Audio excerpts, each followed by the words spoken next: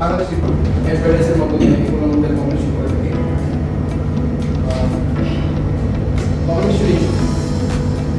Communication issue অনেক টাইপের হয়ে থাকে, তার মধ্যে বেসিক্যালি যেগুলো হচ্ছে liability, lack of assertiveness, emotion driven reactivity, inflexible style, not listening to actively, social difference. আসলে কমিউনিকেশন ইস্যুটা মূলত হয়ে থাকে হচ্ছে আমি যদি কোনো একটা মিটিংয়ে অংশগ্রহণ করি, সেখানে যদি আমরা মূলত চৌকলিকভাবে আমরা লিসেনিং না নিই, তখন সেটা কমিউনিকেশন ইস্যু হয়ে যায়।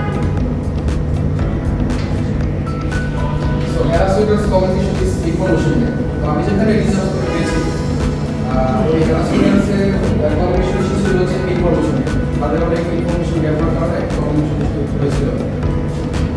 Audit fail due to information gap is harassment. আমি যখন হ্যারাসমেন্টে রিসার্চ করি তখন ইনফরমেশন গ্যাপের কারণে অডিট ফেল হয়েছিল। সে অডিটের মধ্যে তারপরে প্রোডাক্ট হচ্ছে কিনা, নিজেকে অডিট করছে সেটা সেগুলো হচ্ছে কিনা, এগুলো একটা জন্য মূলত অডিট করা হয়।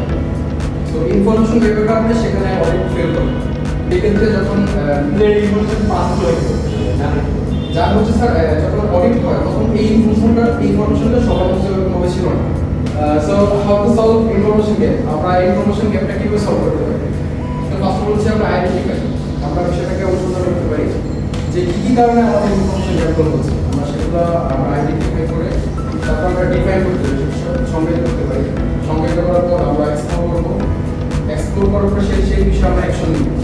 অ্যাকশন নেওয়ার পরে লাস্ট পর্যায়ে করবো লুক ব্যাক, আমরা পেছন ফিরে আমরা তাকে সব কিছু আমাদের ঠিক আছে, ঠিক থাকলে আমাদের নেক্সট টাইম অর্গানাইজেশন করতে পারবো।